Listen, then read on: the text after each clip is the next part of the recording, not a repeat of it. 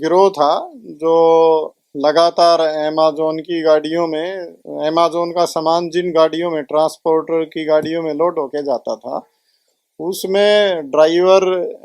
दूसरे लोगों से मिलके अपनी जो उसकी पैकिंग की डिटेल्स थी वो दूसरे साथी को भेज देता था और वो दिल्ली से फर्जी बारकोड और उसके सील तैयार करके लेके आते थे और चलती गाड़ी में बैठ के उस गाड़ी में से उसकी पैकिंग खोल के उसमें से फ़ोन और दूसरा सामान चुरा लेते थे और उसको दोबारा वैसे ही पैक करके और जो फर्जी तैयार की गई सील लगा देते थे और उस पर बारकोड फिक्स कर देते थे, जिससे कंपनी को ये पता भी नहीं चल पाता था कि इसमें से चोरी हुई है। तो इसी तरह का एक वाकया यहाँ पे फरुखनगर से एक गाड़ी लोड होके गई भिवाड़ी के लिए और उसमें भी इसी तरह की चीज़ें हुई, जिसपे वहाँ शिकायत दी गई फरुखनगर पुलिस स्टेशन में और हमने केस रजिस्टर करके इसकी इन्वेस्टिगेशन हमारी क्राइम यूनिट मानेसर ने की,